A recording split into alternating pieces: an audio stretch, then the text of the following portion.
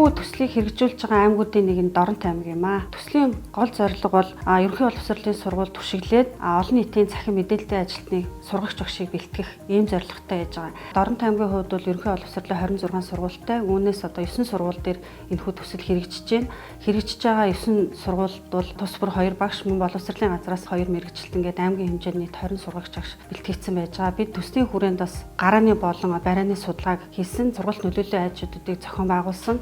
Нийт одоо 5 чиглэлээр сургалтыг зохион байгуулад энд бол 2300 гаруй иргэд эцэг их хамрагдаад байна. Анх 5 сард нэгдсэн үндэсний байгууллагын хүүхдийн сангаас хэрэгжүүлж байгаа төслөл олон нийтийн цахим мэрэгжилтэнд бэлтгэх чиглүүлэх сургалтанд сургуулийнхаа англи хэлний багш Хэрлэн Чимэгтэй хамт очиж хамрагдсан. 9 сараас эхлээд ард иргэдэд түгээх сургалтаа хийсэн. За тэр сургалтаа хийгээд бид хоёр 300 гаруй багш, ажилтан, хүүхдүүд, эцэгчүүд тэгээд багийн иргэдэд сургалтыг хийсэн байгаа. Тухайн сургалтанд хамрагдсанаар мэдлээ, идүүтэн, персон хөтөлбөрийг одоо сурагчдыг тун хамруулж одоо энэ хөтөлбөрүүдээр сурагчдыг улам сайжруулах одоо арга замуудыг сурагчдад зааж өгсөн. Мөн эцэг ихтэй EKIDS, Google Family линкээр одоо сурагчдын цахим хэрэглээг хянах аргуудыг зааж өгсөн байгаа. Миний охины хувьд гэвэл хичээл дээр идүүтэн персоныг ашигладаг.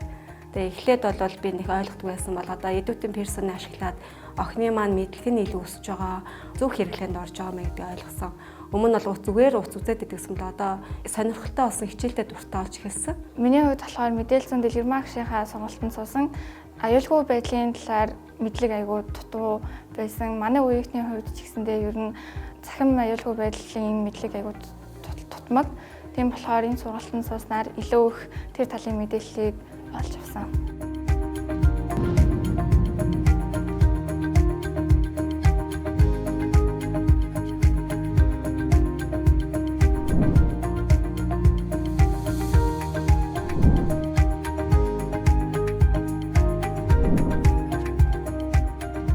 За Хинтээ аймгаас уг төсөлд бол 7 сургууль хамрагдсан. Тэгээд 7 сургуулийн 14 онцматайгаа боловсролын газрын 2 мэрэгчлэлтэн хамтраад за одоо олон нийтийн дунд ямар үйл ажиллагаа явуулах гэдэг хөтөлбөрөөр гаргасан.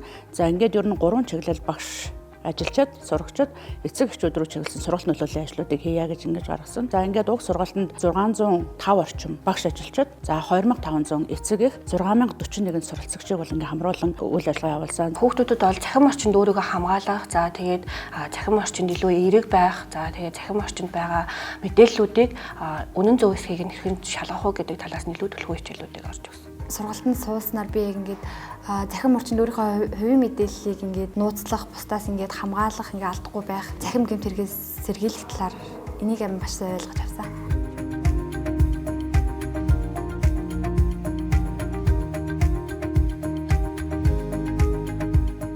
Дэлхийн нийтийн орчинд бас танилцж бас энэ цахим мэдээлэл гэдэг анхны мэдээлэл ямар ч суулаа. Ийм Монголиа гэдэгтээ бас 200 бас нэг гадарлах боллоо бас. Ийм Монголиа гэдгийг сонсож байсан болохоос би ашиглаж үзээгүй. Онцмаа нар болохоор мэдээлэл технологи би өөрөختөр л ялдаа шүлжээний тал дээр одоо цахим ур чадвартай болсон. За ядахтаад бид сургуулийн биднээс ярьдаг дотоод шүлжээж ярьдаг. Дотоод шүлжээний асуудал өөрөөсөө шийддэг, ядахтаад нь шүлжээнийхээ толгойг өөрөөсөө хавчичдаг, эсвэл шүлжээ нь аль утсан болох нь индикатораар үзчихдэг бас тэр цахим ур чадвараас нэлээд сайн нэмэгдсэн. Урд нь бол ганцхан мэдээлэл багш нар биднээс ярьдаг байсан шүү дээ. Одоо тэгэх юм бол сургуультай ядахтаа мэдээлэл ажилтан байна. Дээрээс манай олон нийтийн цахим мэдээлэл ажилтан бас тодорхой хэмжээний бас шүлжээний мэдлэгтэй чадвартай болсон бас тухайн сургуульд маш их ач холбогдолтой болж байгаа юм л да. Эцэгчүүдийн зүгээс бол одоо ерөн бол яг нь цахимд байгаа олон контентууд байгаа боловсролын чиглэлээр бэлтгэгдсэн.